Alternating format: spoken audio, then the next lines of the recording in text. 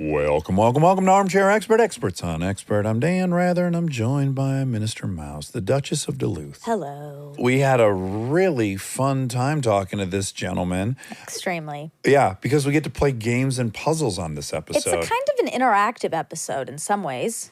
It is, and if you like brain teasers, boy, there's a bunch in this episode. A.J. Jacobs is a best-selling author, journalist, lecturer, and human guinea pig. He, as you'll learn a lot about, he had this incredible book that got our attention called The Year of Living Biblically, where he lived to the letter of the Old Testament for a whole year, which is way crazier than you can imagine. He has a new book called The Puzzler, One Man's Quest to Solve the Most Baffling Puzzles Ever, from crosswords to jigsaws to the meaning of life. It's a raucous good time. Please enjoy A.J. Jacobs. He's an armchair expert. He's an armchair expert. He's an armchair expert. Hello. Hi there. Hello. Thank you so much for having me. Oh, our pleasure. Are you in New York City? I am in New York City. I'm in my bedroom/office, and I can't turn the radiator off, and I can't open the window or AC because it would be too loud. So I'm sitting with a ice pack on my groin. Oh, wow. What a hack. Yeah. Thank you. smart. Tim Ferriss would be proud. This is nothing. We have interviewed many folks sitting in their apartments in New York City, and there's times where we've wanted to say to the guests, like, hey, if it was us, we'd peek out the window. Like, there's clearly 20 fire trucks and some shit's going down. Like, feel free to look. They were once filming like an HBO show where it was an alternative universe, and it was on our street, and it was like Charles Lindbergh was president. It was like a demonstration, and they were saying, Lindbergh is a Nazi. Lindbergh is a Nazi. Oh, wow. Oh, wow. But I wasn't on a podcast at the time. It was just a little disturbing. Do you think that runs any risk of, like, when the shit is hitting the fan, when it's like your building is on Exactly. fire? When the nukes come from Russia, I'll be like, it was just someone carjacking or something. Are you the type to run towards a disaster? Not at all. Are you? Well, Dax is. I love it. One of my favorite things you can witness in Manhattan is when there is a fire, because it is paramount that they get there immediately. You know, every building's touching each other. So the fucking fire department, they're like SWAT ×3 in Manhattan. If you see them coming down the street, follow them, because they will smash 20, 30 cars before they get to the building. And if there's a car in front of it, they just blast into it because, like, you know, priority, it's triage. Sure. That sounds fun. I mean, have you ever seen a fire engine just obliterate a double parked car? No, but I'm going to start following them. That sounds awesome. I did have the fire department come here once because I was doing an article where I recreated the original Thanksgiving. So I was trying to cook ducks and mussels. They didn't have turkeys. We have a fireplace that I never used, and I lit it on fire. It didn't flood our apartment with smoke, but our downstairs neighbors. Wait, so this would be a shocking revelation to most of us. They didn't have turkeys? They did not have turkeys at the original Thanksgiving. They had a lot of venison, oysters, duck. Are turkeys indigenous to North America? I can't remember, but they had like some wild fowl, but it was not what we think of as turkeys, not butterball. Was the cornucopia factual? The horn of plenty? I don't believe it was. Oh, man. I'm sorry. But you know what they did have? They had like fun games that were very violent. One game they played was called Shins, and they stood in a circle and kicked each other in the shins until only one person was standing. I see this on Instagram all the time. There's a very popular sport, in quotes, that sounds like the evolution of shins, which is men slap each other in the face. Have you seen this? No. Just these enormous men get slapped in the face and then just drop out of frame. It's a wild. All right. It keeps getting promoted in my feed. I don't know if the algorithm thinks, well, it knows I enjoy that, but maybe even pushing me towards it. It sounds like idiocracy. Yeah, it's virtually out my balls. All right, so I think for anyone to get a bang out of this interview, we need to do a little precursor, which is what leads you to this book. I think Monica and I both were introduced to you on a podcast. We think it was Sam Harris's. Harris. Did you do his? Yeah, I sure did. Right. So we were introduced to you there, and basically you were promoting the book, The Year of Living Biblically. Right. It would be really fun for people to understand what kind of books you write, what you go through to write them. And I think that's a great one to start with. Just so we can frame it, accurately, we're talking Old Testament. Is that what we're talking about? Yes, exactly. I'm ignorant on most things biblical, but written about 2000 BC, or at least that's the period it's coming out of. Is that accurate? It was written over hundreds of years. That's the other thing. So basically, the origin of this book was I grew up in a very secular family. I had no religion. I say in the book I'm Jewish in the same way the Olive Garden is Italian. Nice. No offense to the Olive Garden. But yeah, so I grew up with no religion, but I was very interested in religion. I had a kid about to be born. So I thought one way to learn about religion would be to live it, to dive in and actually follow it. So I thought, what if I follow every rule in the Bible as literally as possible? And I wasn't just talking about the famous ones in the Old Testament. I wanted to do those. I wanted to do the 10 Commandments and love your neighbor. Basically, there are hundreds of crazy rules that people just don't pay attention to. You can't shave the corners of your beard. I didn't know where the corners were, so I looked like Ted Kaczynski. You can't wear clothes made of two different types of fabrics. You had to stone adulterers. This one I remember. I used very small stones, so I didn't go to jail for an extended period of time. So it was a wild year. I guess I had two motivations. One was I was concerned about fundamentalists who say, we're taking the Bible literally. That's why being gay is a sin. So I wanted to say, all right, well, actually, I'm going to be the ultimate fundamentalist. You say you're taking the Bible literally, but you're missing all this stuff. But I also had another motivation, which was I really did want to see if I was missing anything. Yeah, you have to imagine this book that has endured for 3,000 years has some merit. Right. So there was the snarky motivation and then the earnest motivation. And the earnest one, I did learn a lot that changed my life even to this day. So, I shaved the beard, as you can see. Yeah. I do have it in a plastic bag. I would not love to see that. My two immediate thoughts and questions are like, A, how much of your day was explaining what the fuck was going on? Like, as you move through the world and you're like constantly probably doing some very weird and erratic looking things, and you have to go, oh, so sorry, I'm living a year biblically. I'm an author. Was that a big chunk of your life? I didn't have time a lot. One of the rules in the Bible, it's in Ecclesiastes, is that your garments should always be white, only white clothes. So I looked like I was playing Wimbledon in the 50s or something. And I had my huge beard. Sometimes I'd have the sandals and the walking stick. So a lot of times people would go to the other side of the street. Some people gave me money just right up front because they thought I was homeless. I'm living biblically, so I had to give it to the orphans and blind people. So, that's in the Bible. I would imagine the only people that wanted to talk to you were high. And I say that very sincerely, because when I was a functioning coke addict, I would talk to anybody. The weirder, let's get into it. What's happening with the white clothes? Yeah, some people actually thought I looked like this, therefore I must be holy. It's really interesting to see how much the outer affects the inner. And if you look the part, how people are like, oh my God, you must have some wisdom.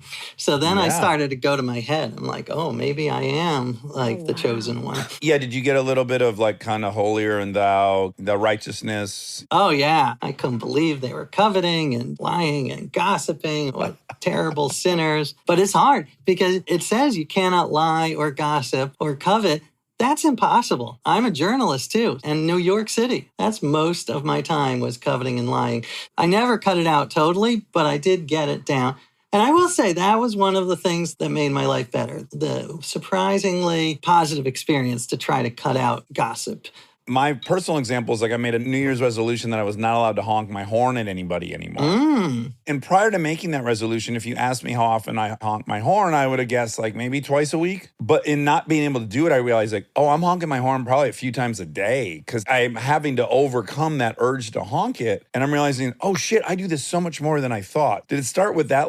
Oh, I'm about to gossip. Oh, I'm about to. Oh yeah. No, you start to realize how much I lie to myself, lie to my kids. It is quite shocking when you start to count it up. First of all, can't they make horns more mellifluous, something that actually sounds nice? Like the thing they play at the beginning of Netflix or HBO.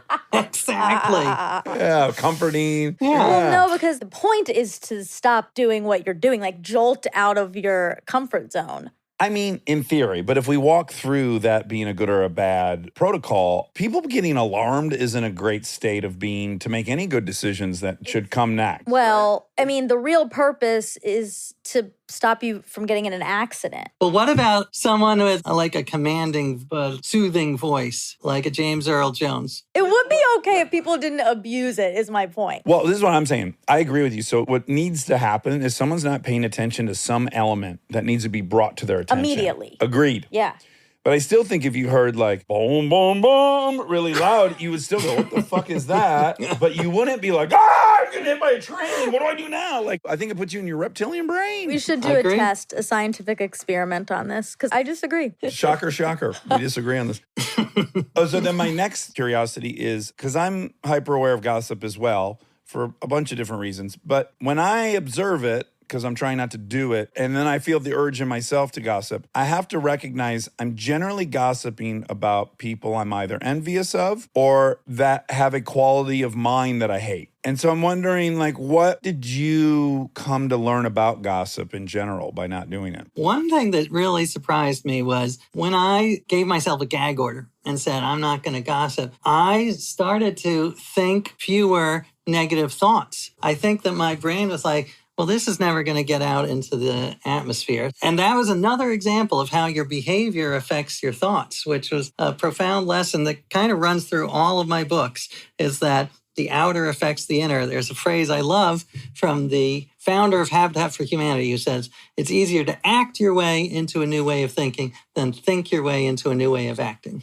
Okay, so that was the most profound takeaway from the interview you did. And I have repeated that for 4 years straight. No and way. It's really, really relevant in AA. And I tell guys all the time, like, yeah, that doesn't make sense. It's not going to make sense to you. But try doing it. Just practice doing it. And then just find out if it doesn't reverse engineer your thinking. And it does. I'm so honored that you took it away. I'm doing it now. You know, I've got a book coming out and I don't know how it's going to do, but I'm pretending that I'm confident. It's one of the most useful things I've ever run across. All right, so let's sidebar right there, because that's interesting what you just said. And I aspire to this. Sometimes I have it, sometimes I don't, which is, don't you think if you weren't you and you were talking to you, that you would be able to clearly see like, hey man, you've had a bunch of successful books. It doesn't fucking matter. Like, what you do is write books. You're in the show up and work business. You're not in the results business. What's the number where you finally check the box, I'm successful or I'm competent or whatever the thing is? Yeah, I think the number is infinity. And I talk about this in my gratitude book. You know, we have this horrible negative bias, which was wired in for evolution, you know, which was good on the savannah. You wanted to be able to look at the one poisonous mushroom and focus on that. But now, of course, you hear 100 compliments and one insult, and of course, you remember the insult. It's been delightful. I've gotten pre-publication reviews for this, but anyone who doesn't call me back, I'm like, oh my God, they hate the book.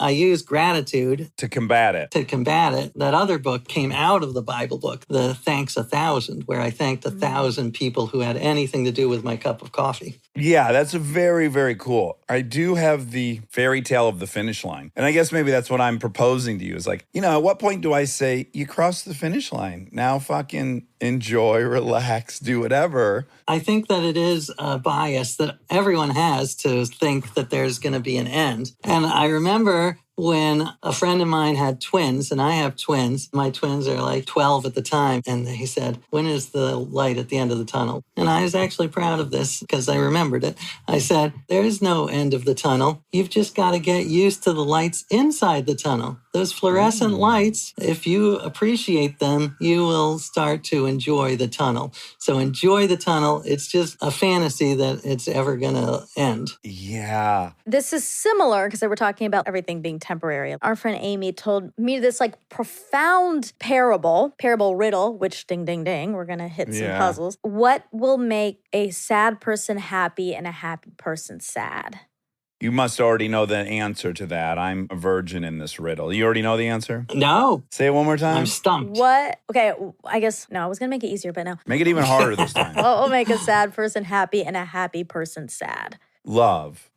Well, that's a good answer, though. You would agree, AJ. That works. Well, why would a happy person be made sad by love? Because you lose it. Well, that you're on to something. Oh, so it's sort of like, I give up. I give up. You stumped me. You stumped me, The Monica. knowledge that this too shall pass. Oh. So for a happy person, the happy part will pass. And for a sad person, the sad part will pass. Yeah. All temporary. Transient. Everything's temporary. I like that. That's a profound riddle. That's not one you'd see on like a Dixie cup. Exactly. So I have pet peeves with riddles sometimes. I love them. But my kids will hit me with them sometimes. And I'm like, well, gang, that's like one of 4 great answers. So I said love. That works for that riddle. But why? A happy Because love makes people sad, too. It makes them happy and it makes them sad. Well, that is interesting because there is a debate in the puzzle world, like puzzles where you have multiple answers. Some people love that. And actually, I talk about in my book, there's these medieval riddles that don't have an answer key. And there are these professors who spend Oh, God. years debating. Oh, I think it's a bucket. No, I think that it's a team of horses. Up a team of horses. While we're on it, can I just read you one riddle that I would thought love you it. would We enjoy? love riddles. And I want you to know I came in with a riddle that I'm hoping you've never heard. That's my favorite riddle of my It's whole not life. a riddle. No, not the lion. Dax made up a riddle. He calls a riddle, and he made it up. All right, well, do you want to start with that or you want me to do mine? No, It's up I to want you to do yours. I'm not going to hit you with the lion Speaking of one. something that doesn't have an answer. But I own it. I'm excited to hear. In the book, I go on various adventures and talk to different types of puzzle experts. So one are these scholars who study medieval riddles written by monks. And the catch is a lot of these riddles are really naughty. Oh, I like it. Yeah. Yeah. So, Yeah. okay, tell me what I am. My stem is erect. I stand up in bed. Hairy down below. An attractive peasant's daughter grabs me, attacks me in my redness, plunders my head, and feels my encounter.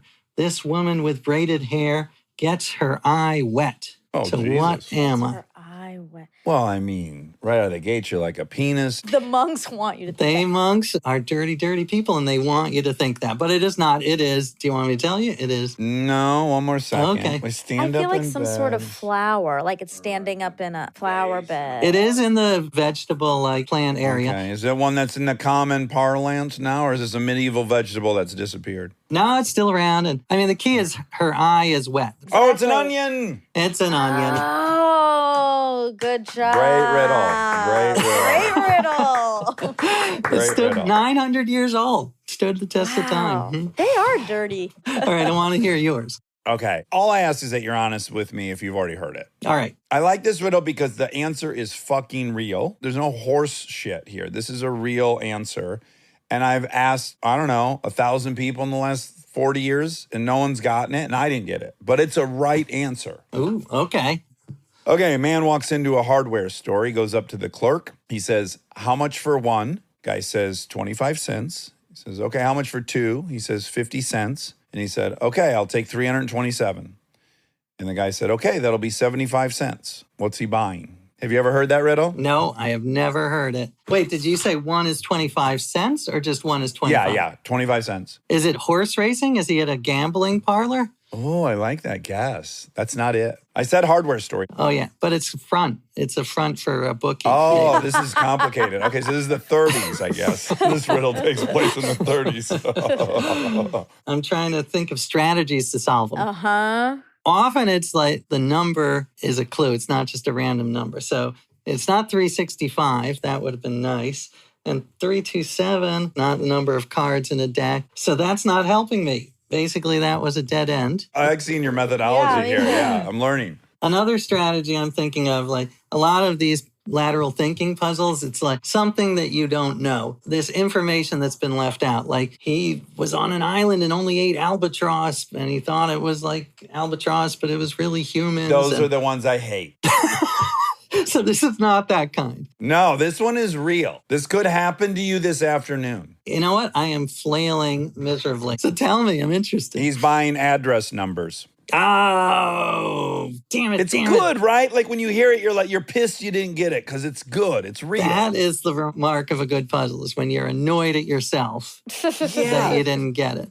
I love that. And you know what? It's got the mark of what I think is part of a good puzzle, which is you have to totally shift the way you think about it.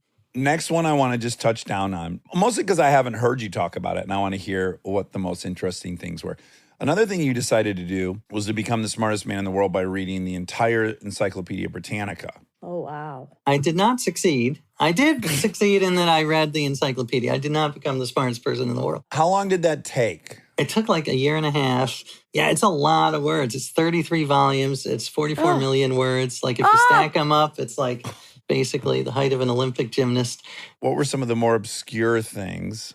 Well, that was the part of the problem, is that the way our memory works, or at least mine, is that you remember things like opossums have 13 nipples. Like that's stuck in there. Or that René Descartes, the great philosopher, he had a fetish for cross-eyed women, which at the time must have been very hard. Like now, I'm sure there's a website, there's a dating app that would just be great for him. Although in his defense, he's what? That's 1700s France? What time period is that? Yeah, 1700s, exactly. So 1700s France, certainly more gals who are cross-eyed. There's no way to fix it. So that helps his ante. People are getting kicked in the head with mules and shit. I mean, it is a gnarly. I bet there were per capita more cross-eyed gals. But here's another great question. They're coming too fast. When I would read that, I would immediately need to know more about him. Was his mother cross-eyed? Like, I'd have to read a fucking biography on him after learning that wonderful tidbit. It was interesting. It wasn't just a random fact. It was integral to his philosophy because he was trying to figure out how is it decided what we like and what we're attracted to. Are we born with it? Or like you say, was his aunt cross-eyed? And I don't think he ever got the answer. But it is a very interesting and relevant question. Why do we like what we like? And he died celibate. I'm teasing. What if he never found a cross-eyed gal? But how good for her. There's some poor farm girl. Her fucking eyes are so crossed. No one looks at her. No one likes her. Here comes this very celebrated intellectual. And he looks at her and he's like, oh my God, what are you doing for dinner? And she thinks, oh, this is Carrie. I'm getting pranked.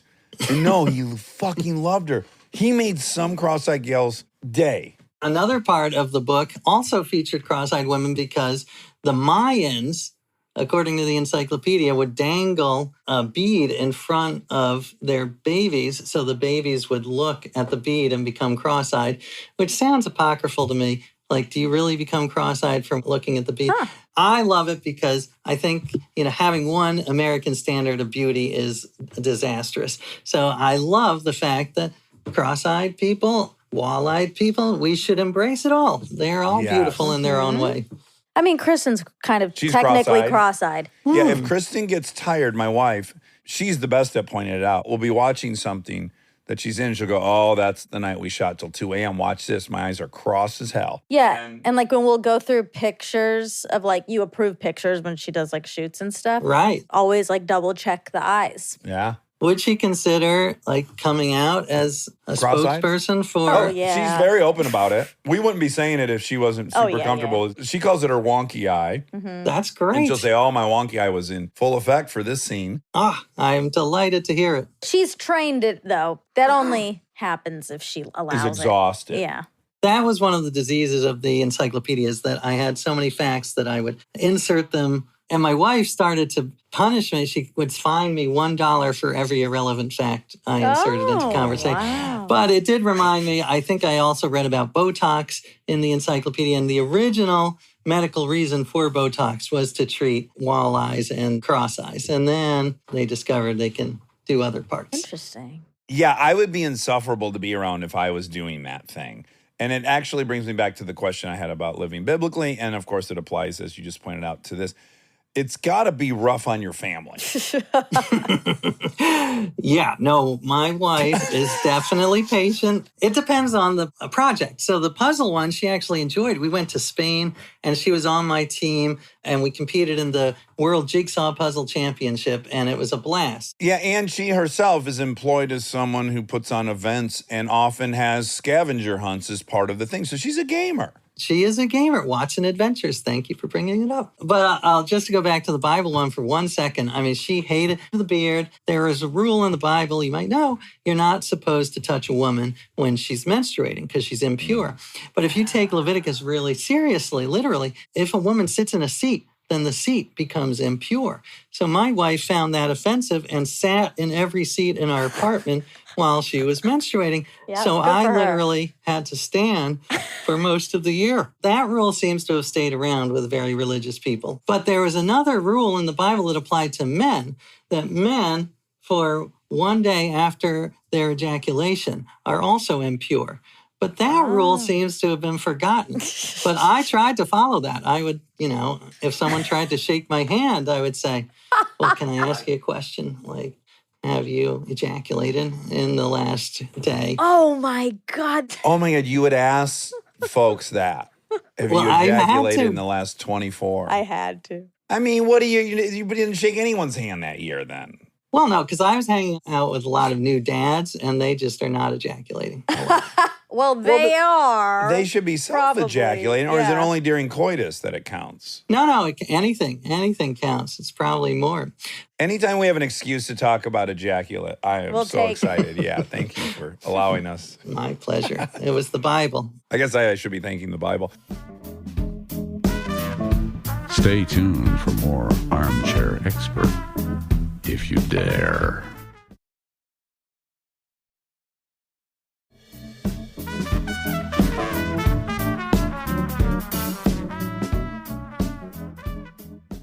Okay, and then the other one I want to talk to, and then we're going full puzzles, is trying to become the healthiest man in the world, and for 12 months dedicating yourself to exercise and diet. If ever there's a field of science, health and nutrition, there's no consensus on anything.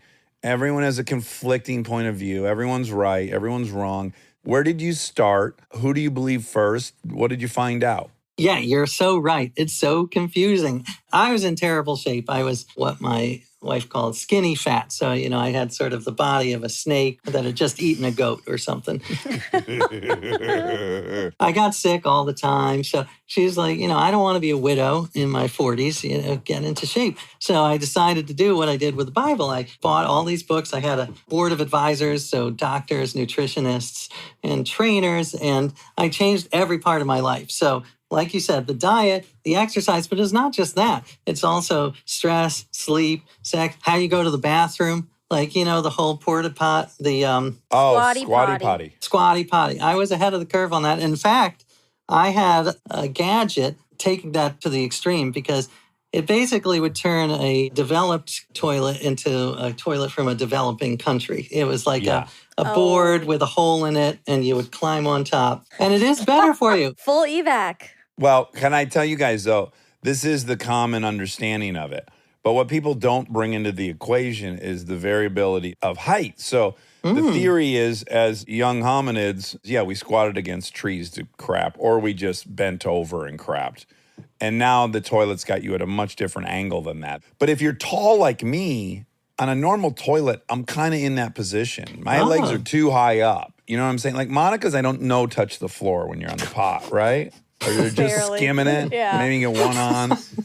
My knees are up like above my You're already in a waistline squat position, essentially. because I'm too tall. So it needs an asterisk. But have you ever tried the squatty potty? I have. And okay. It's preposterous. My knees are above my ears. No one ever shat like that. No early hominid shat like that. You are a lucky man. You must have. Okay. So what was your diet and did it evolve? Well, I tried like 20 different diets. In the end, I kind of agree with Michael Pollan that you can't get too detailed about it because the science isn't there yet.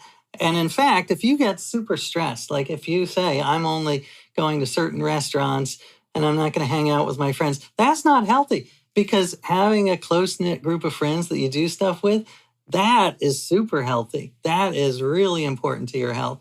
I think his 3 were to eat food, not like processed crap, and mostly plants and not too much. One great device that I use is I try to eat from the fridge, not from the pantry. Good food, real food goes rotten. I love that you point that out because something transitioned in my house some years ago. And I will say I'm walking through my favorite store on planet Earth. So I'm not throwing shade on Costco. It's a great place. They have great benefits, great employee retention. I love that place.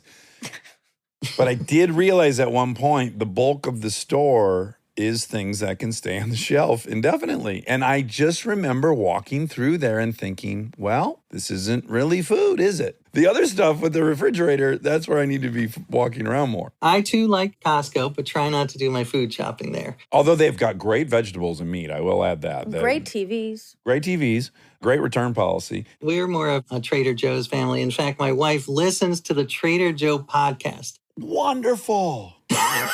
Deep. I like her. She also listens to you, but when Nice. she's out of Armchair Expert, she goes to Trader Joe's. That's her We backup. might need to do a pop-up at Trader Joe's. I didn't realize there's a cross-pollination. Thanks for the insight. Absolutely. So, did you try paleo? I did try paleo. I had a good time. And I also tried the paleo workout. This was early on in the paleo movement. So there were 10 cave people in New York. We would go to Central Park and try to climb trees and go on all fours and stalk squirrels. And it was hilarious. I had a great time. My feeling about exercise is, after reading all the studies, anything is fine. Just do it. Move. I was motivated by the 10,000 steps per day thing, but I've actually switched it because I got bored of that. My treadmill, that was one of the big things I changed. You wrote the whole book on a treadmill, right? Yeah, and I still write and answer emails and talk on a treadmill, but I have it angled at about 11 degrees, and it keeps track of the vertical. So every day I try to go about the height of the Eiffel Tower, and if I do that for a year, I am going to walk to space. So I want to be with Bezos and in space. So that's my goal for 2022 is I'm going to walk to That's space. amazing. I put it on Facebook and I have a group now. We have 30 spacewalkers and you guys are Walk to welcome to space. join. How long a day is that treadmill walk? It's only 2 hours. And you're going slow. I'm going slow, yeah, because I can't write or think when I'm... You just inadvertently asked a question, what things have you kept? So it sounds like you kept the exercise. I kept the exercise. I kept the eating real food. I kept the not obsessing about my health because there is an actual term, orthorexia, which I love, which means to be unhealthily obsessed with health. Like I said, if you can't go out to restaurants with friends, that's not healthy. I find that people who talk about their diet and their way of living, it just has such a religious tone to me.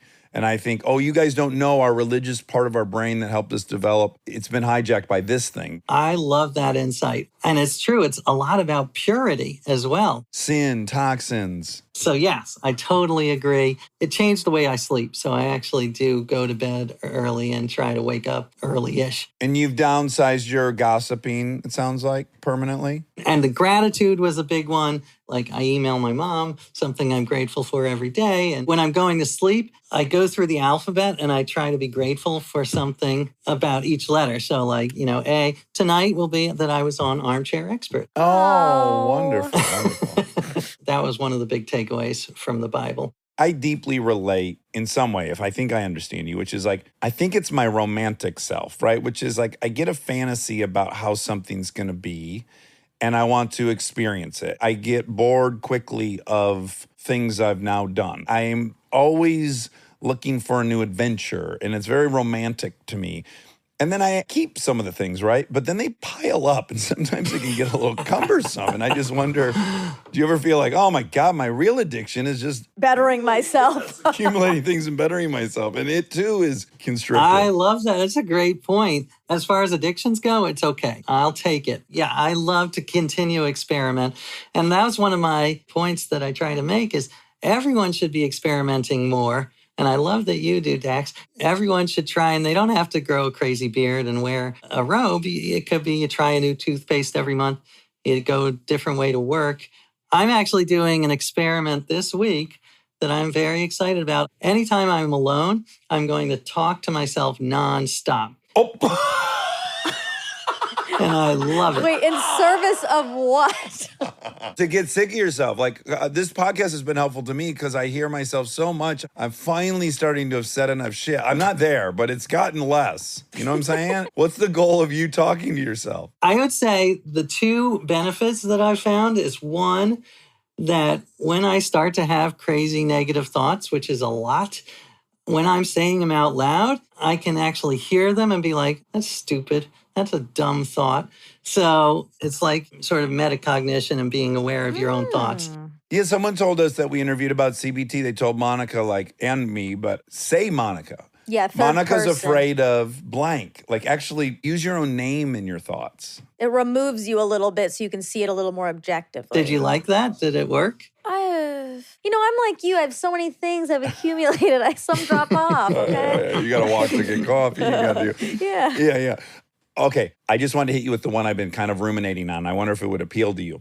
I lived in Detroit for 19 years. I lived in California for 27 odd years.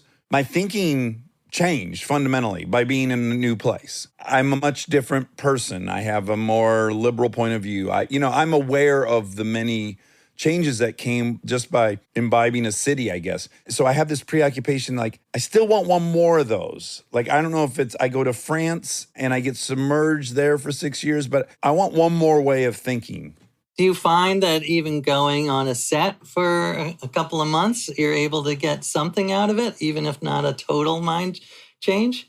Well, I love the novelty of it, of course. Like, everything's kind of new and different. I'm very attracted to novelty. But I mean, like, fundamentally, my thoughts are different. My identity is different. It would be lazy and easy for me to think, well, I've come to the place I like how everyone thinks, and now I enjoy it. I want to assume that there's yet a third point of view somewhere else that I will be grateful I learned to have as well. I wouldn't totally credit California. I mean, you might have come to this mindset otherwise, and it's a lot about not just the place you're in, but the people you talk to.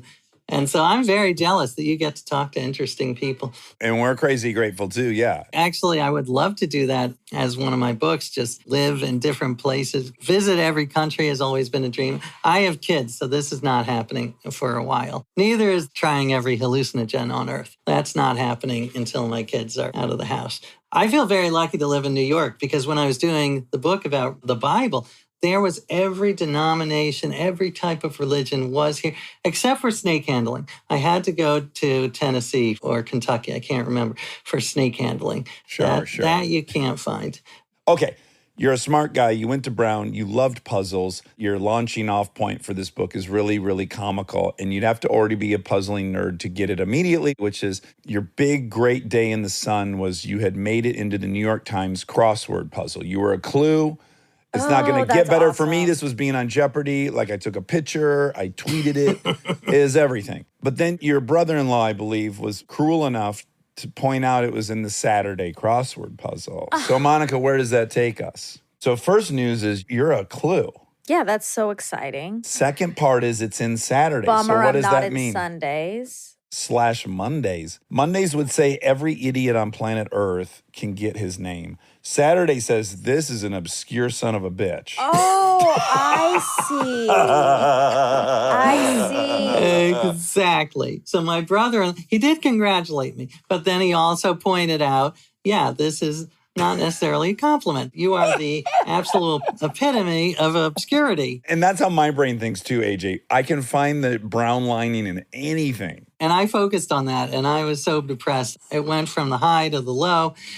And then I will say the happy ending to that anecdote is I told that story on a podcast, and it happened that one of the New York Times crossword creators was listening and decided to save me and put me in a Tuesday puzzle where I don't belong. Like, you belong in a Tuesday. Dax is in a Tuesday puzzle. I am barely Saturday worthy.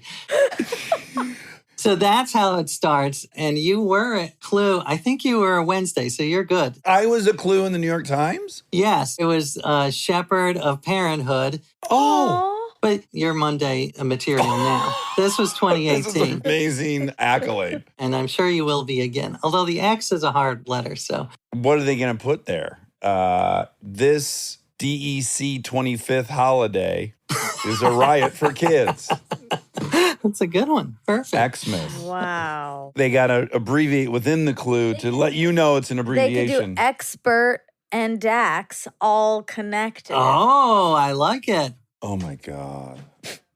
This is too much about me. No, you love puzzles. And you don't just love crosswords. Right. So yeah, since I was a kid, I used to draw mazes on my living room floor that would take up the whole living room. So I love crosswords and mazes. And that's the book, is sort of 15 chapters on 15 types of puzzles. Let me hit you with the puzzles in case you're a puzzler and you want to make sure your puzzle is in this book. It probably is. Crosswords, the puzzle of puzzles, the Rubik's Cube, anagrams, rebuses, jigsaws, mazes, math and logic puzzles, ciphers and secret codes, visual puzzles, Sudoku and Ken-Ken, chess puzzles, riddles, Japanese puzzle boxes, controversial puzzles, ding, ding, ding, ding, ding, boing, cryptics, scavenger hunts and puzzle hunts, infinite puzzles. Thank you for that. That was lovely. You go, I love puzzles, write what you know, write what you love. I got to figure out how to write about puzzles. I love them. But then how do you turn it into the X Games version of everything you do? Well, what I did was I tried to immerse myself in the puzzle world and meet the smartest, craziest, strangest people who are obsessed, because each one has this wild subculture. So part of the book is actual puzzles that you can fill out. Part is like the science and history of puzzles and why I think puzzles can help save the world.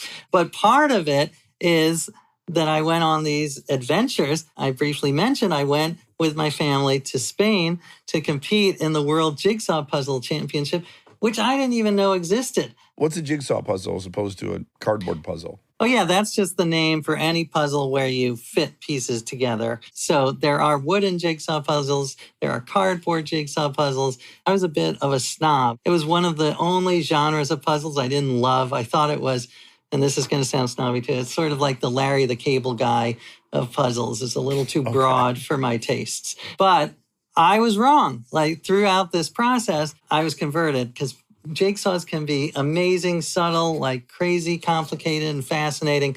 And as one of the adventures, I was looking through Google and I saw that there was a World Jigsaw Puzzle Championship. This is right before COVID. All of these countries had signed up. So there was Mexico, New Zealand, Uganda, and no U.S. No way. Wow. I know. And you don't have to have any prior victories or accolades.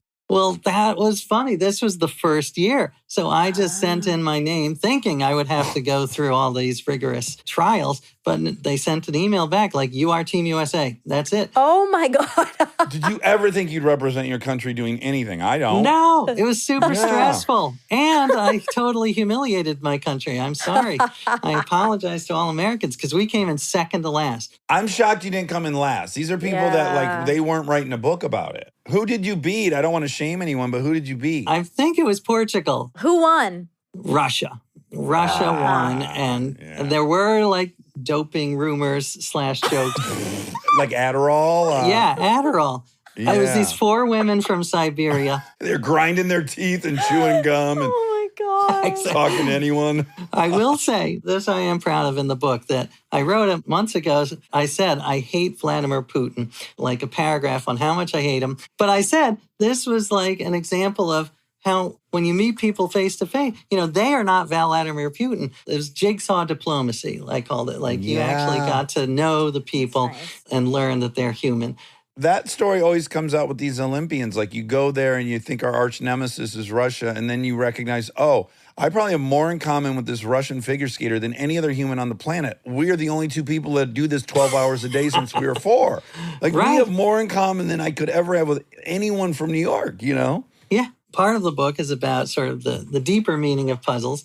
And there's a guy named Cass Sunstein, who's a great legal scholar and scientist. You're shaking your head. Yeah, You know, because Cass, he wrote with Daniel Kahneman. Daniel Kahneman's newest book he co-wrote, and he's Samantha Power's husband. That's true. Okay. Wow. Way to come in with the facts. That is impressive. Good for you. Did you read the Encyclopedia? I'm going to, because now I got to keep up. But he did an experiment or research where he took people from all over the political spectrum, so very liberal, very conservative, and tried to figure out what could unite them. And one of the only things that did was that doing a crossword puzzle together. So I really do think having a common goal, it's not a zero-sum game. If you work together, and that is one of my favorite parts about puzzles. Yeah. It happened regularly with chess champions where like they're representing their country. It's going to make or break the full branding of each country. The political powers that be send their warhorse in there. And they probably arrive feeling like they're meeting their enemy. And then they look at each other and they realize we're the only 2 humans on planet Earth that live in our brain like this. They instantly know they have way more connection than they'll ever have with the president that sent them. Right. And there was ping pong diplomacy in China. We sent over ping pong players in the Nixon era. So, yeah, it is a great way to bond people and make us realize what we have in common. It's a great olive branch, yeah. Olive Garden branch. It's a ding, ding, That's a ding. really good callback. Stay tuned for more Armchair Expert, if you dare.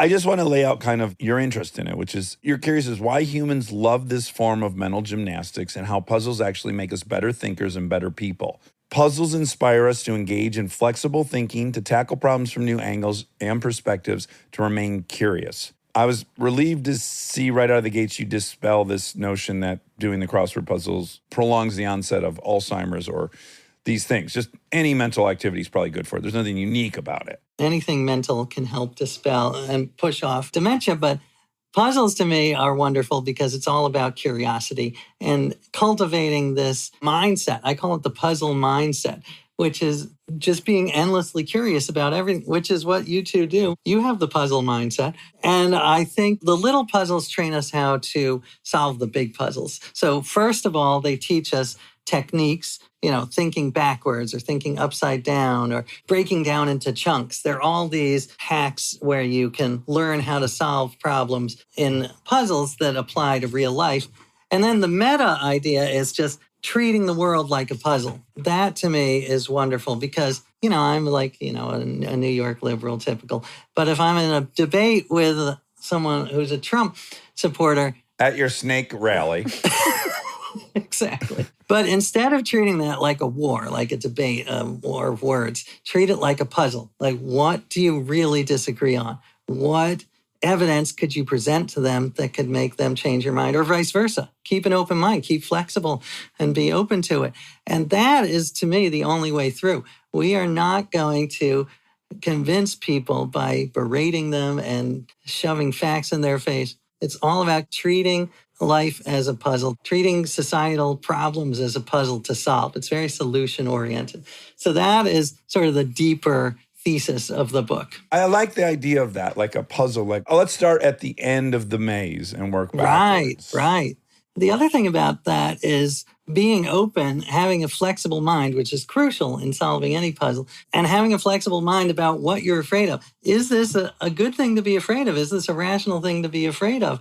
And I talk about the dark side of puzzles because if you're not flexible when solving a puzzle and you lock in on one solution, and I did this so many times. I did this in a treasure hunt. I was so convinced that it was in Central Park because one of the clues had to do with mice. And I was like, I just saw a little Stuart Little 2 and it was in Central Park. It's got to be in Central Park.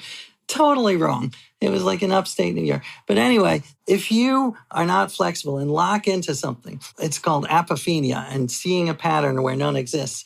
That is a huge problem. And that's what QAnon is. QAnon is a puzzle gone wrong. QAnon is these people have taken these puzzle pieces that don't fit together and say, this has got to be the solution. And we're all creative enough, by the way, to do it. Like that's the thing. We're very creative beings, humans. And so you can find connective tissue, which is maybe not there. It happens to detectives all the time. I watch a lot of these documentaries and it's like well-intentioned detectives, they start with a premise and they shouldn't. That's why your riddle is a good one. Like I was so locked into that it was 327 units of something. And it wasn't. Right. It was 327.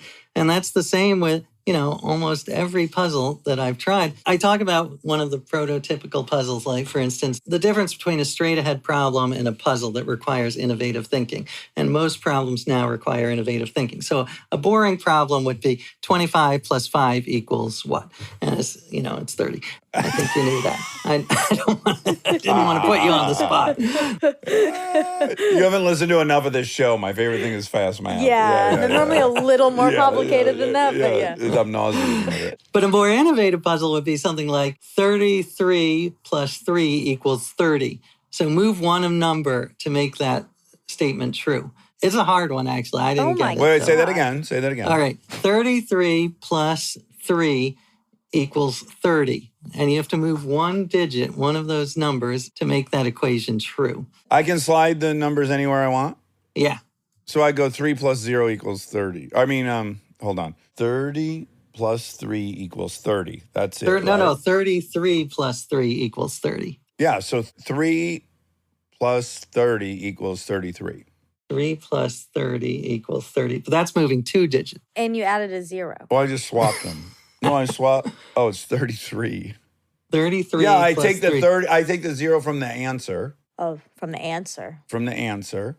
Are you saying I can only change in the integer? Yeah, one integer. Exactly. I can move one integer. 33 plus 3 equals 30. I must get this. Hold on. Okay, that's Can I good. write it down? Am I allowed to write it? Of course, you should write it I down. prefer to do it in my head, but okay. 33 plus 3 equals 30. I'm not going to tell you the answer. This is not even really a hint, but I was just talking about you have to totally reconceptualize. Can I make my guess? Oh, good. Do it. Yeah. I think you move the, I'm scared to say it. You move the 1 that's on top of the cross for plus and Yeah. make it a minus. Well, that is exactly the kind of thing. So it's something unexpected. It's not moving a digit, but that is not the answer I'm looking for. Okay. But I give you whatever, a Creative consolation points. prize. Yeah. 33 plus 3. This is sort of a hint, but not really. You have Okay. to move a digit and even change it a little. You have to change the size of the digit. Change the size. Now, see, now I feel like we're getting into some rules that I'll be no, like, I'll I be think pissed like when maybe it. there's a flipping or an adding. I have gotten a couple of pissed people. Let me just walk you through my first instinct. It's like, oh, I got to make that a -3. Yeah. But I that's can't a do good that. one. Right. And I can't subtract 3. And I can't use the 0 from the answer. If I could switch the 0 and the 3, it would be 33 plus 0 equals Yeah. 33. But I can't swap them. I just can only move one of them. Do you both like puzzles? Or you like escape Love rooms? them. And that? Yeah. You do? I don't like jigsaw, but I like this kind. There are better puzzles in the book. If you want to like table that and I can give you better puzzles, then we can do that. But All right, hit me with yeah, the answer. tell us. all right, what you do is you got to move the 3 up. So it's 3 to the 3rd power, Oh. which is 27, plus 3 equals 30. Does that make you angry? Doesn't make me A little angry. bit. A little bit. A little bit. I was I hoping- mean, like it, it. it makes sense, but it Right. kind of is introducing a rule. That's true. You're changing the meaning of the symbol in addition to moving it. Right. Okay, it doesn't matter. It's great. It actually is. It is. The answer at least makes sense. Well, the point is, it's all about thinking outside of the box, which is a cliche, but a cliche that came from puzzles. You might know the original outside the box was those 9 dots. Oh, I didn't know that. It's the puzzle with 9 dots, and you have to connect it with 4 lines. And the only way to do it is to go way outside the box. There's a great Hollywood one I'll give you. Break a leg. What's your explanation for that? The origin. Oh, interesting. I just thought it was like opposite day. Like you have to tell people something bad so that something good happens. The first one I heard in order was the greatest exit in stage history was John Wilkes Booth shooting the president, then jumping off the balcony. When he landed on stage, he broke it and then he left. That was the best exit ever. I like So it. they're telling you to be like John Wilkes Booth. The other one, and I think there's even a third I've I'm heard this forgetting, is the leg is what you call the rope that takes the curtains back and forth. Ah, So you'll get so many standing ovations that they'll have to move the curtains in and out so many times that you'll break the leg. right. Well, I look forward to the fact checking. Monica, I'm very interested in I have the a lot out of the to do. box. You got a lot to do.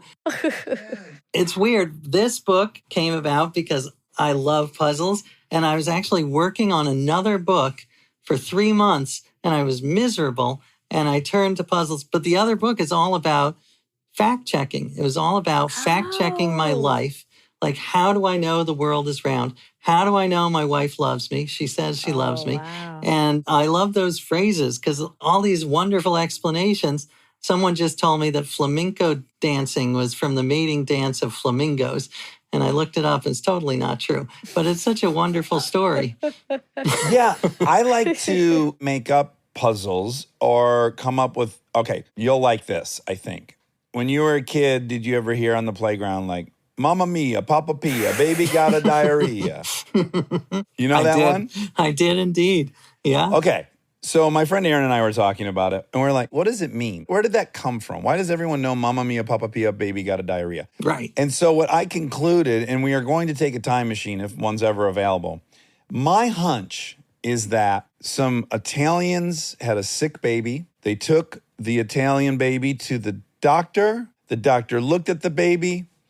He realized there's nothing terminal going on here. And he said, Mamma mia, Papa Pia, the baby got diarrhea. And they were like, oh, thank God. And then they told many people this. Sure.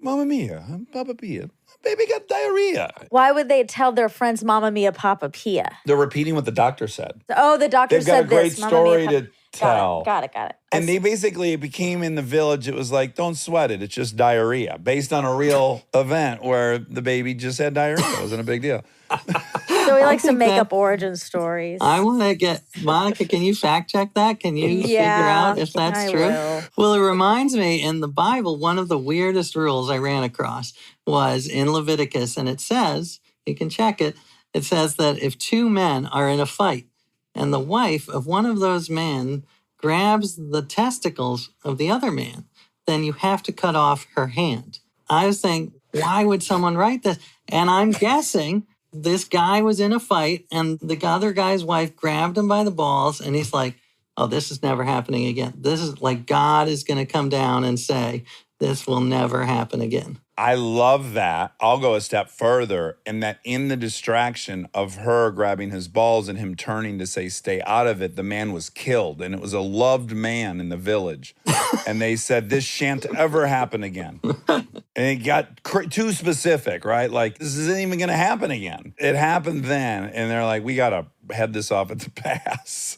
I think that sounds very reasonable. Will you hit me really quick with the Japanese puzzle box builders? Because that had to be a really neat culture to just time travel to. I went to Japan and visited like the headquarters where it all started. They're amazing.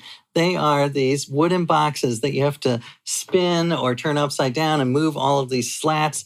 And it's become a cult because they're beautiful. So people pay thousands of dollars, up to $50,000 for these boxes. Russian oligarchs were really into them. And Darren Aronofsky, who you may know or have had on the show. That is crazy. This is a simulation moment. We were interviewing someone earlier today. She had a very horrific childhood. She was 4 years old. She said, everyone's singing The Wheels on the Bus Go Round and Round. I was a little distracted. I said, yeah, well, you'd already lived a Darren Aronofsky movie. That was hours ago. That is crazy. That's weird. First time his name was ever said on the podcast, and now it's being said a second time. Well, he is obsessed with mystery and puzzles, and he commissioned one of the great Japanese puzzle makers to make a desk that was actually 20 puzzles inside the desk. So to open the drawers, you have to solve these complicated puzzles. So, you know, if you want a stapler, it's not like the most practical. But if you want this amazing work of art, and the guy who did it is a legend, and it took him 4 years. It was like an Aronofsky movie. He almost went insane while making the desk. He talked to me about how he cut off access to all friends and hobbies, and he just obsessed about the desk. So I love that. I mean, if you spend that much of your life on something, to hand it over.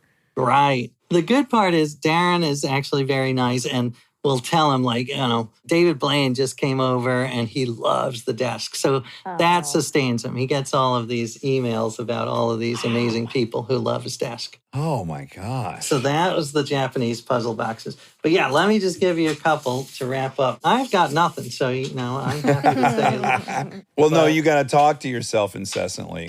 Yeah, you miss yourself, I bet. You're talking to us. Maybe you like this type of puzzle I talk about. It's called Ditloids, and it's not very popular, but I think it should be more popular.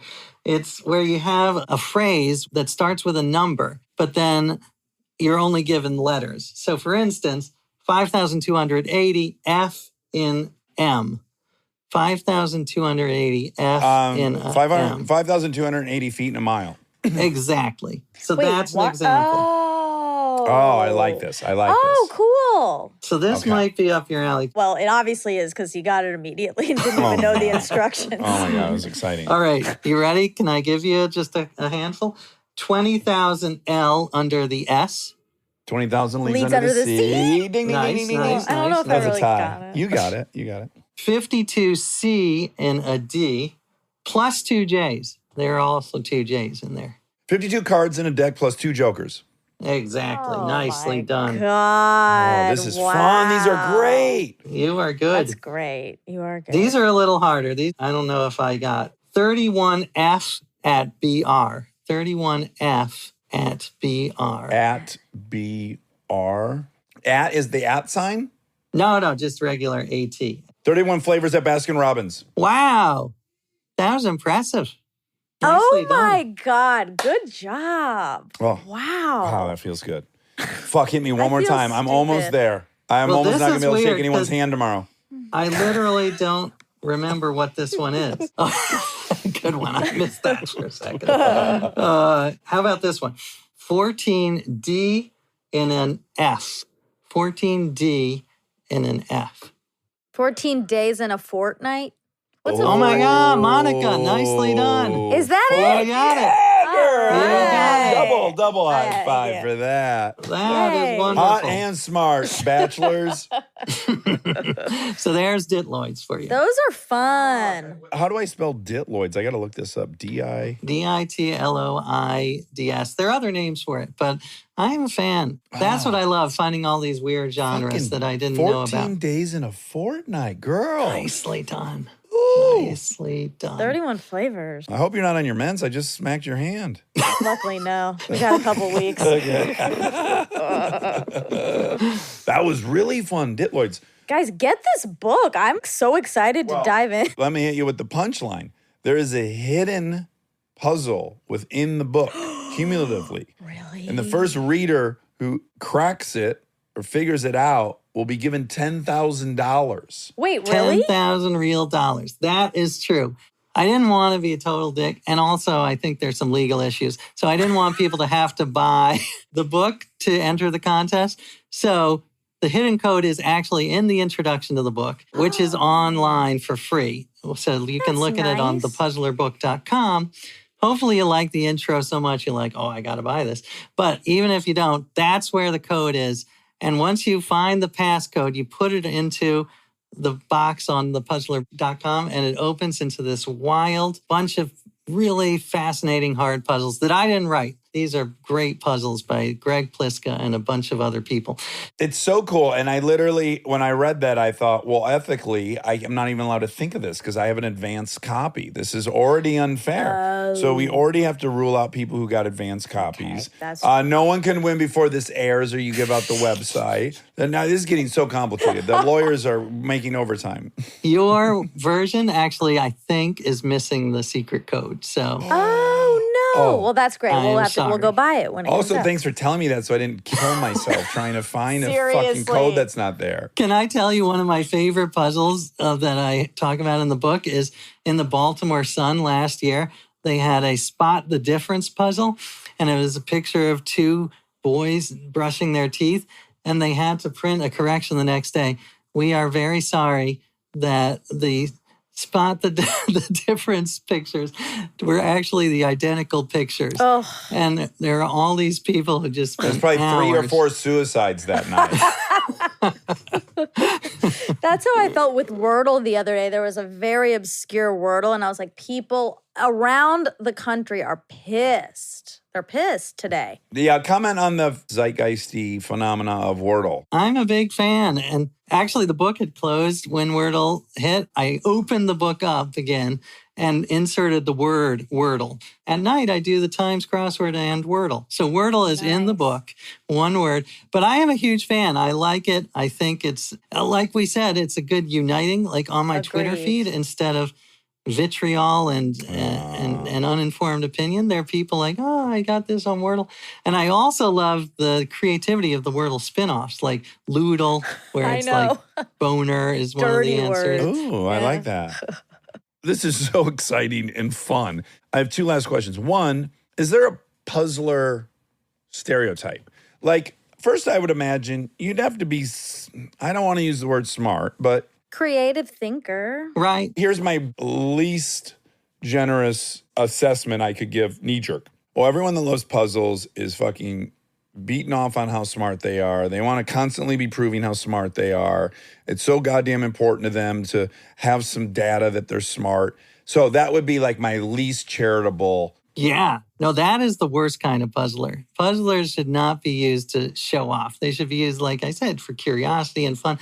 And of course, the stereotype is like very nerdy people. But you know, you like escape rooms. You are not nerdy. Oh, can I say one last thing that is a bad, I wouldn't say stereotype because it's true, but apparently in my research, I found at almost every escape room, there's this one guy who's famous for coming in every week with a different woman and pretending it's his first time at the escape room. To impress. Wow, you know how to, the NATO alphabet, so I guess I do want to have sex with you. I guess is the thinking there. But that's a bad stereotype. So most people I found in the puzzler community, super nice, yes, nerdy, but good nerdy. I'll pay a waiter to come over and drop the hardware store riddle on a group of new people, and then I'll solve it really quick. And I've never done that, but that should be a move of mine. And then I would love it if you could take us out with a riddle. Do you have another riddle up your sleeve?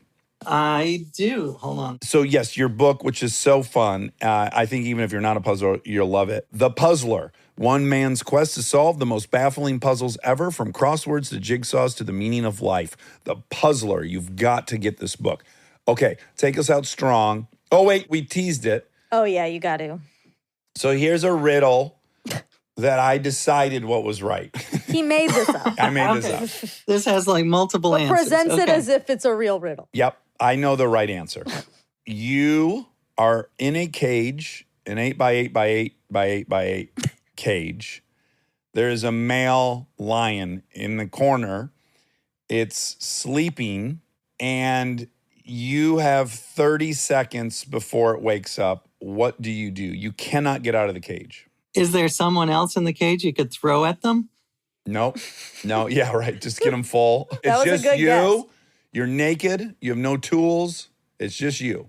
And you're in an 8 by 8 cage, and the lion is asleep. Thank you for treating this so He's sincerely. thinking of it in Oh, a no, real this is riddle very way. important. This is very It important. is. You may find yourself in this position.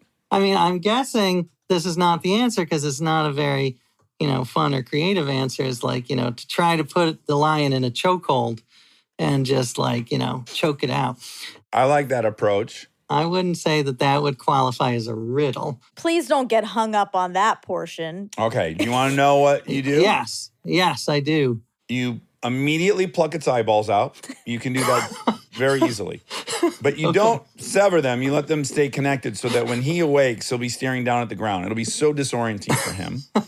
And then you have to immediately put your finger in your butt and rub it in his nose so that he also will be That's a rendered new part you useless. added. I know I added that one recently. That way it can't use its power of smell, and it will have no sight. And then you crawl up, you get high in the cage, and you try to wait it out. That is an interesting riddle. It's not a riddle. It's Dax trying to tell people how to escape from a lion. No, wait. Is there really a riddle there, or that was it? No. Yeah, that's the only way you could possibly survive. So there's one answer. You have to admit it's a pretty good strategy. It is one I have never heard before. I have never heard that riddle. No one has ever come up with that. Yeah, you hadn't even heard the fingers up the Yeah, butt that was part. brand new. Yeah, And I've yeah. heard that quote riddle Yeah, because someone a lot. pointed out that they could be able to smell you, even though their eyes were disoriented. Okay. Okay, I'm actually not a huge Hobbit fan, but I know most people are. So this one, we can end on like a more like profound note. Ooh. No offense, it's not ripping the eyeballs and sticking the finger up the butt. So it can't save your life, this riddle is It's what a you little just said. more, this too shall pass. It's a little more like that, it sounds like. That's why I chose it. It's along the lines of this too shall pass. So this thing, all things devours, birds, beasts, trees, flowers. It gnaws iron, bites seed, grinds hard stones to meal. It slays kings. It ruins towns and beats down high mountains. So what is that? I know it. Not jealousy. No. Human? And it's not an onion. Is that your guess? Is that your final guess? I guess. Time. Fuck. It's time. There you go. She said humans. I like that too. Nah. Time is the more profound answer. It is. No one beats time. Yeah. But yeah, humans do slay kinks and they strip mine mountains. So I accept it. I'm unlike most puzzle people. I like multiple answers. People say that about you. They say, AJ, he's a good man. He'll accept nearly any answer to a riddle. Well, that was fun. Yeah, this was a really, really fun episode. I hope everyone checks out The Puzzler. If you do a second edition of this, you can use the lion riddle. It's bulletproof. Excellent. I will give you full credit, though. There's only one answer, and everyone will agree, except for Monica and you and everyone else I've told it to. AJ, thanks so much for being with us. This was a blast. Thank you. I had a blast as well. So it was a true honor. And hi to your wife, and thank her for listening to both the Trader Joe's podcast and ours. Be well, my friend. That was so great. I can't wait for your next book. Well, thank you. And I can't wait for the fact checking. I love the fact checking portion. Oh, thanks. Yeah, we'll get into it. All right. Be good. Bye. Bye-bye. And now my favorite part of the show, the fact check with my soulmate, Monica Padman. This is fun because this is a time travel fact check. This is a time travel fact. Time travel. Yes. So occasionally we'll have a guest. They will ask, can you hold it for a couple weeks or 3 weeks? And you're pretty accommodating, I'll say. I try to make everyone happy. Yes, Yeah. you do. You do a great job of it. So this was one of these cases where we actually recorded the fact check for this 3 weeks ago. Yeah, a few weeks Something ago. like that, a few weeks ago. But we liked the fact check. We were going to re-record it because it's... It's not timely. Well, we didn't know the results of the election even. Right. Yeah. So, just forgive us. We don't know a lot of things about present day life. Which is hopefully fun for you. Yeah, well, you can laugh at our ignorance, but we're going to keep it anyway. So it's a little dated, but who gives a shit?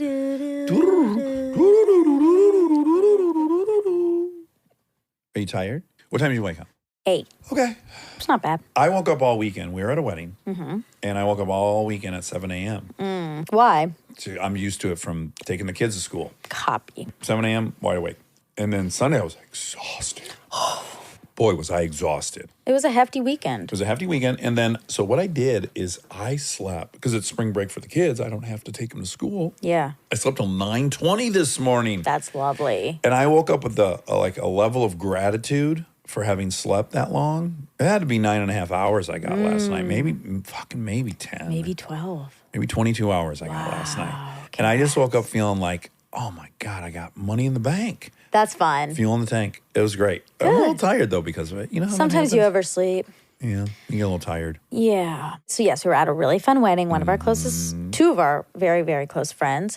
And then they also did a beach day on Sunday. Right. So big weekend and then beach day. And it was hot. Yeah. It was hot. You bet. And a beach day is enough on a weekend. Like if Yeah. you do nothing on Saturday and you do a beach day on Sunday, it was It's a big weekend. Yeah. Big weekend. But you do rehearsal on Friday, you do bowling, then you do wedding, reception, dancing. Dancing, queens. How late did you go Saturday night? I hear some people went pretty late. Yeah, so the wedding ended at 11. It was at, shout out, Calamigos Ranch. Beautiful venue. What a nice venue. For people who might be confused, yes, I had 2 weddings 2 weekends in a row. Yeah, it is confusing. Both were just top notch. It's hard to do. It is. It's really hard to pull off, and everyone did it. I'm so impressed. So the wedding ended at 11, and then, of course, there's talk of, okay, what next? What Where now? will we go? What to do? Do we go to the lobby? Do we go to the spa bar? But then it was like, spa bar is probably closed. Oh, no, wait. Spa bar is open till 12. Ah! Yay! Yeah, so there's lots of back and forth. During this back and forth, of course, my feet hurt. Okay, because you're in heels. Yes, and I think I'm done for the evening. Great evening, and I feel done now. Yeah, you're a little mouse. And our friend Amy, sweetest angel on earth, The nicest. was like, "You're not leaving." Okay. She stole the phone out of my hand and ran off. Oh my God. Great move. Yes, because you without your phone. What am I going to do? I Yeah. have to have it. That's right. Yeah. You're going wherever you need to go to get that thing back. So I was like, oh my God. Okay, well, minimally I have to go track down wherever Amy is and grab my phone back. But in the meantime, we're getting lots of disinformation. Okay, spa bar, lobby, Amy and Ryan's room, spa bar again, lobby. So it's all over the place. Finally, Amy meets back up. She says, I'm sorry, I immediately felt bad. Of course. She can't even do a prank without feeling bad. She's so good. Ding, ding, ding. We're going to have to talk about your prank in a minute. Oh, I know. It's earmarked. So got my phone back, went to my room. So I probably was back at the room at like 11:45. Okay, so on the earlier side for that group. That's right, because I think that the party fully wrapped up around 3. 3 a.m. Yeah. Yeah, I don't have the stamina anymore for that kind of thing. No, I get too tired. I'm impressed by those who can do it. All right, let's get right into the prank. So just to remind people, you lost your credit card in your yard at your new house. I immediately canceled it before looking for it. Immediately canceled it. Then our mutual neighbor brought it to my house because they know I know you. And then I had your credit card. So then I brought it to you. You said, oh, I don't even need it because I canceled it. Yeah. So then I went in the house that day. I threw it in my closet. And then my sister saw on Friday that your credit card was laying in my closet. Uh-huh. So she brought it to the wedding. Oh, that's how it happened. Okay. Yes. So Sweet Carly. the sweetest. So she brought the credit card, and now I have the credit card at the reception. So I'm like, this is going to be great. So I see you're coming from across the thing, and it seems like you're coming. To congratulate you for Oh. officiating and doing a very good job. Thank you so much. And I threw it on the ground before you got there. And what's great is you didn't see it when you stepped up, and you stepped right over it. So it was literally under your dress. You were like, what's that? Is that yours? Yeah. And I looked down and I was so confused. It was your credit card. It was my credit card. And I was like, oh my God, I did it again. Like, I dropped my new credit And card. where would it have been in your dress? Exactly. And then also, my immediate thought is, how am I going to get out? Dax is going to be so mad and annoyed that I hate just that you have can't those- keep control of myself, that I'm just throwing my credit card willy-nilly everywhere. I don't know why you have those thoughts. Like, we had a whole thing about your credit card, but I just found it amusing that you didn't walk back to look for it. I didn't dislike you, No. and I wasn't disappointed I in know, you. I just don't like to give you reasons to not like me. Okay. And that could have been one. Well, I So, permanently like you, so just know. Okay. and then I picked it up. I just stared at it for a second. And then second wave of confusion, because I did know, like, that's old because of the Number. expiration date. Oh, the expiration date. So that's what bummed me out is I thought the prank could go on for a little longer. I thought it had more legs because I was acting really confused where were you holding that? Yeah. Which is what I would do. I'm a pervert. So I'd be like, what, are you keystering that thing? Where was it? But you pretty soon noticed it was the wrong date. Yeah. Okay. So I got it back. You got it back. I got it back. Yep. Then a little later in the reception, I saw that you were engaged in a pretty deep conversation with one of our previous guests, Natalie Portman. That's right. And I walked by and I just slid the credit card on the table you were both leaning on. And then I walked away. I didn't even get to witness this. So I'm in the middle of talking to Natalie and her husband, Benjamin. And all of a sudden, Liz, another... It got so convoluted. Oh my God, I love it. Liz, a groomswoman. Monica, your credit card. Don't forget. Wonderful. Oh my God, that's even better. Okay. Your credit card. I just don't want you to lose it. Yeah, now you feel like And you're reckless. This fucking credit card. Yes, because so I was like, wait, did I take it back and now I've lost it again? And then, I look over and Natalie's kind of looking at me like, oh yeah, like don't lose You're that. irresponsible. Yes. Yeah. And I was like, oh no, this is a prank. And then I had to tell her the whole thing and I'm sure she didn't care. And then you got it again. The crescendo. Also, So that was... why did I give it back to you? I think I was getting it from you. I don't think you ever willingly or knowingly gave it back to me, but like in the midst of reporting what Sure. just happened, I would get it back. So then now is the next day. Yep.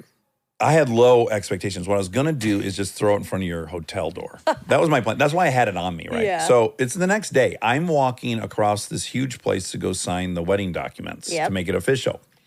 I don't know what you're up to. It's like 10:30 the next day. So I'm going to throw it in front of your door, and then I knock, and then if I hear footsteps, I'm going to run away. Okay. I knock, I don't hear any footsteps, so I'm like, well, I don't want to leave it here because I don't really know if you can misconstrue, Yeah, whatever. smart. Thank So I you. grab it. I'm like, oh, fuck, that didn't work. I'm actually kind of disappointed. So I walk for about 5-10 more minutes across this campus. And there's a point on the campus where I'm up high. You're on I'm like a balcony. I'm on a balcony. It's like the change of the earth is such that you're on the ground floor, but then you got to walk down these long stairs and be in the parking lot of the place. Well, by God, I turn the corner, and from the bird's eye view, I see you, Molly, and Jess are all walking across, leaving a restaurant. And I'm like, oh my God, yes. I throw it over the fucking railing of this thing. There happens to be a hotel employee that I can't even see him. He's like out of sight from me. He's like sucked up against the wall. So I don't even see that he's in the mix. He sees a credit card on the ground. Does he see a credit card fall from the sky? Like, I don't know what he saw, but the most important thing is he picks up the credit card right as you guys are walking next to him. he says, ma'am, Yes. ma'am. And I'm not obviously paying any attention, so I'm very unobservant. I'm walking. He really has to scream for me, ma'am, is this your credit card? And I look over, I was like, you have got to be kidding me. You've got to be kidding me. And every time it happened, I thought I did it. Like every single time for at least 5 seconds, I'm like, how did I do this again? Oof. Oh my God. The fact that a stranger was handing you your credit card in the middle of nowhere, I'm nowhere to be seen. I know. It couldn't have been better. Man, that made my whole day. It was very, very funny. I have my credit card back, so I doubt this can happen again. Oh, we'll But see, won't we? And do you have your credit card back? I don't know. There's a good chance I've lost it. Holy shit. But what a great weekend. Beautiful, fun weekend. Great weekend. Full of pranks. You officiated. You did a beautiful job. Thank you so You much. talked about the aliens. Yeah, looking at us little humans. Yeah, and I also previously talked about the aliens in Callie's wedding. We didn't even talk about it, but we talk about it all the time. That's Right. why. I did that at Callie's because it's a special thing to talk about, I think. But also because Max is obsessed with space. Oh my God, what a dingles. Yeah, it was a ding, ding, ding. And because their rehearsal dinner was the theme that no one knew except special people was Space Garden. Oh my God, there was an Easter egg at the... Yes. Oh my gosh. Anyway, so you did a beautiful job. Oh, thank you. Ryan and I had the pleasure of emceeing that wedding. That was a new experience. You It did was a fun. great job emceeing. You were nervous about it, and you were fucking the life of the party. Thanks. Yeah, you did a great job. Okay, let's get into some puzzle facts. Yeah, okay. That's a ding, ding, ding because it was Laura's wedding, and Laura is the puzzler. Queen Puzzler. She does insane jigsaw puzzles. She does a crossword every day. The Princess of Puzzles. That's right. That's what they call her. That's what they call her. POP. A little other quick thing I want to add. So we had to be there for pictures at 3:30, and I Okay. did not want to hold anyone up on this weekend. Right. So I'm about to walk out the door. I button my pants, which, mind you, this tux I'm in was tailored to me 10 years ago at 185. Oh, wow. And I'm 210. Okay. I button it, boom, it fucking blows. Oh, shit. And I'm looking at it and I'm like, I can't pull this off. Like, it's so obvious. Oh, no. My pants are open. There's no belt in a tux, right? Yeah. I'm like, oh my God, what the fuck? And Kristen's not there. No one's there. I found the sewing kit and I sewed the button back on in record speed. And we You were the first did? ones at the pictures. I am impressed. Thank you. You sewed the button back on and then you were able to button it back? Yes, it held all night. It's sturdy as shit. I tons of knots, lots of back and forth. Oh my God. Yeah, Amazing. I bet I could have that button back on in 5 minutes. I'm impressed. So it went from I'm dead, the whole weekend's ruined, I can't officiate this wedding, to I've persevered. Good job. Pronounce that word for me. Persevered. Persevered, not okay. Persevered. Okay. Yeah. Good job. Thanks. Proud of you. One thing that was a big misstep, though, I was going to On my remind end. you. Yeah. I was going to Uh-oh. remind you, but then I forgot. So it's a misstep on my part, too. Okay, there's a lot of blame to share here. Sure. When we had Jessica Biel on, you said you were going to put in a special word in the ceremony. Get the fuck out, I did. Yeah, and I forget what the word did was. she It's like remember phlegm or lightning. Is it mayonnaise? I don't think it was mayonnaise, but it was. That sounds like me. No, it was something totally random like that where it would pop out. Yeah, jarring. Pop out. Ruin their wedding, yeah. Yeah. And I don't know if she remembered, but You didn't do it. I didn't do it, You put the wedding first. unfortunately. Because you can't remember the word, you really can't make the claim you're I making. know. I do know. I mean, I don't know the word, but I do know. And it was like hippopotamus. It was like something so crazy. We specifically said it has to be something so absurd that everyone, we, the three of us, would know in the moment. Yep, but to quote Christopher Hitchens, which did write some problematic things, but your claim in the absence of facts, my dismissal requires no facts. So if your claim has no facts, my dismissal of your claim doesn't require facts. Oh, wow. Mm-hmm. Okay. That's a neat logic. Well, someone I'm sure in Armchair will comment what that word was and let us know. Okay, AJ. Okay, the HBO show with the alternative universe where Charles Lindbergh was president is, oh my God, it just went into this folder. Oh, what does that mean? I don't How do you know. get to that folder with your pencil in your tray? What's happening? Oh, no. Oh, we're going to get to see one of Monica's This is tantrums. annoying. This will be a first, a real-time tantrum. Move your body around a little bit when you No. I found it. leave it in. Oh. Found it. So what does it say, the thing that the Olsen twins say? They say, "You got it, dude." There we go. I was trying to remember it the other day because the girls were watching a couple of their movies. They always do it with this thumbs up. You got it, dude. Double thumbs up. Yeah. Oh my Or is God. it one? I don't remember. Maybe you're confused because they each have a thumb. Yeah, that was like the cool part about it. Like it was only one twin at a time, but when they thumbs up, it was two of them. That was the only time they acknowledged Yeah. it there. Okay. Okay, Plot Against America is the HBO show. It was in 2020. Charles Lindbergh was president. Charles Lindbergh, as I recall, his kid was kidnapped and died. That's one big thing about him. Oh no. Yeah, the whole Lindbergh trial or something. But the other thing is I think he was a major anti-Semite. Yeah. He was a like, Nazi show, I think. okay. Yeah, the whole point is that he was saying there was a show, that show was filming and then they were screaming about Nazis on the street, of the right. streets of New York. Right. An alternate American history during World War II is told through the eyes of a working-class Jewish family in New Jersey as they endure the political rise of Charles Lindbergh, who captures the presidency and turns the nation towards fascism. Mm-hmm. Wow. Ed Burns, Ooh. program creator. I think they say like Lindbergh, yeah, he was the most famous man in the world. And then the Lindbergh baby that was kidnapped was like the biggest story of the day. It was the biggest baby of the day. It was the world's biggest baby. Shouldn't laugh about it because it was a kidnapping. Shouldn't, and I think the baby died. Oh, Sorry. God, Spoiler. Are turkeys indigenous to North America? Great question. Yes. Oh, good. Yes, they are. There's one in here. Oh, my God. Yeah, come closer. You can get on the mic.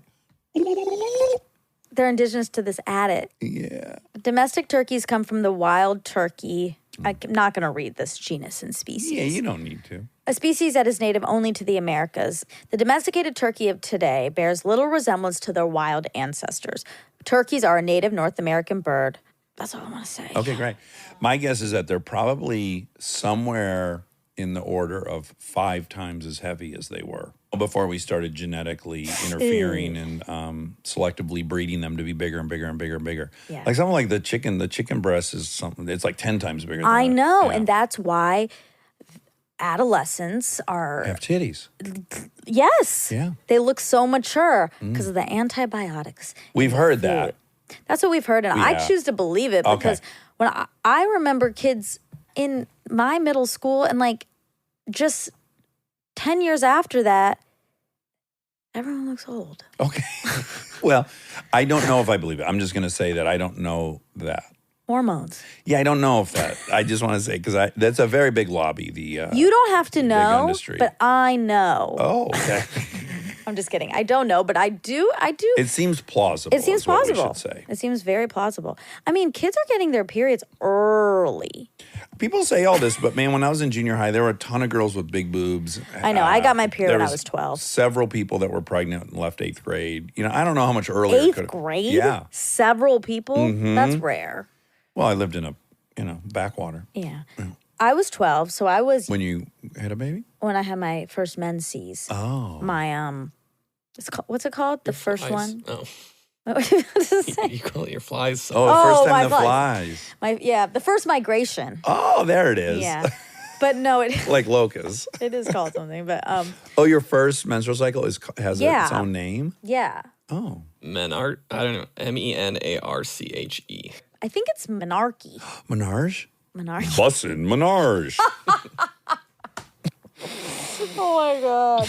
Okay. Monarchy. Monarchy. Well, that's malarkey. That's your first mens. Probably. That's only your first month. That's malarkey. Yeah. Okay, so then we were talking about the turkeys in relation to Thanksgiving. Was there turkeys at the first Thanksgiving? Or was there a cornucopia? Okay, there's an NPR article that obviously came from their, Trusted news source. that's right, about the first Thanksgiving. I'm going to read a little bit. Yeah, do it. How long was the first Thanksgiving dinner? It wasn't just a dinner. It lasted 3 days. Who was there? About 50 pilgrims came, plus 90 Wampanoag, Okay. plus 90 Wampanoag Indians. I hope I'm pronouncing that right. About 2 of every 3 people there were Wampanoag.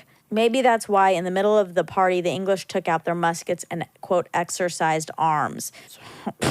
Oh, Jesus. This just took a turn. First, I was like, oh, this is nice. You keep hearing that this didn't happen. And then, oh, it happened. Uh-oh. It happened, but it got really bad. Yeah. Oh, it got violent? Well, exercised arms means shooting. Is that what it means? Or does it mean like putting it on the table, just like reminder? I know we're outnumbered 3-1, but we have these. Oh, okay. Hold on. Let me keep reading. Okay, so the writer of this, Andrew Bears, about 2 of every 3 people there were Wampanoag. Maybe that is why in the middle of the party, the English took out their muskets and, quote, exercised arms, which Bears says was probably target practice, their subtle way of saying, guess who's got the firepower here? You were right. Okay, great. So they didn't kill a bunch of people. I like They just that. reminded them, like, hey, we can shoot these targets. Yeah, they flexed. Why is it a family event? Were there ladies there? Probably not. Get them out of there. The only eyewitness account mentions some 90 men.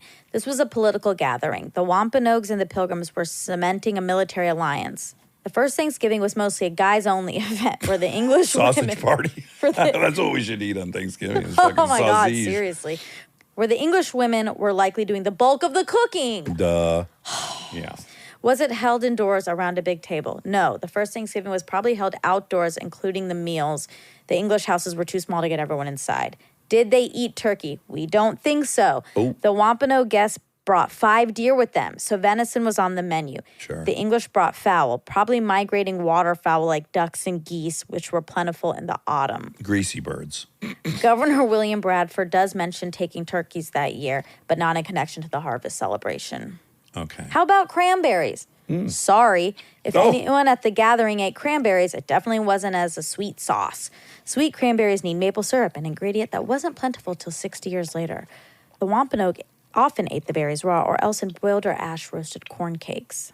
But was there a cornucopia at the first Thanksgiving? There's no formal record of a cornucopia appearing there. Okay. I mean, where the fuck did the Horn of Plenty come from then? Thanksgiving cornucopia meaning why is the Horn of Plenty a symbol of Thanksgiving? Is it the basket they carried the harvest in as they collected, and it's a symbol of harvest? What is the history of the Thanksgiving cornucopia? The word cornucopia is derived from 2 Latin words, cornu, meaning horn, and copia, meaning plenty. A frequent presence in Greek and Roman folklore, the overflowing cornucopia was often depicted as a symbolic accessory carried by gods and goddesses like Hercules, Fortuna. Ooh, Fortuna. Stacked full of fish. It was first described as an actual animal, quote, horn taken from Amalthea, the goat nurse of Zeus. According to the ancient Greeks, baby Zeus was being cared for and fed by Amalthea when he broke off one of her horns, which too began to strong. emit a constant supply of food for him. That's how this horn of plenty first came to symbolize prosperity, wealth, and abundance. Oh, so it has nothing to do with harvest. It's a Greek thing. Also, poor baby Zeus didn't know his own strength. Wham! It's not. You should be sad for Amalthea. I am. Ish. No, you're sad for What a dum-dum. Zeus! Zeus. I guess was like the first mice of men. Lenny. Oh, Lenny. Megalith. Megalith. Have I sang my song on here that I made up about Gino's Pizza? I'm not sure. Go ahead. Okay, I sing it all the time for the family, and now the kids sing it too. Okay. It goes like this. Gino's Pizza tastes really yummy if you eat it really quickly. What's Gino's Pizza? Exactly. I think it's a frozen pizza. I actually love it, but I'm making a joke that if you don't eat it quick, Sure. right? So Gino's pizza tastes really yummy if you eat it really quick. Eh? Okay, snake handling. Mm. He said he went to Tennessee or Kentucky. He couldn't remember. And I don't know. Yeah, who knows? Because I was like, oh, maybe it's only in one state, but it's not. It's all over the place. Well, it's not. It's just found in the Appalachia area. Okay. Alabama, Mississippi, Georgia, Kentucky, North Carolina, Tennessee, West Virginia, South Carolina. I never, growing up in Georgia, Witnessed. fell upon snake handling. Thank God I hate snakes. I think it's interesting when the preacher gets bit by the rattlesnakes, which happens. You read about it once a year. And then they all got to watch this guy kind of succumb to, and it's like or whatever. Manticore, where they have to make an excuse. Yes. That maybe someone was on their period inside the church or something. Like it's someone else's fault that was impure. Exactly. Having their monarchy. And then this poor preacher who's handling rattlesnakes. This is exciting. When you were a Clue in the New York Times, that was September 14th, 2018. Oh, wow. That was a Friday. I was a Friday Clue. That's right. Okay, so I wasn't very popular. He was nice. He made it a Thursday, which wasn't true. I think he said it didn't was a remember. Thursday. Okay. Apophenia. That's seeing a pattern where none exists. We need to know that word. That's right. What can we do to remember it? I don't know. I was just trying to think of a trick, but I'm scared. Apo means apathetic. I can apathetic.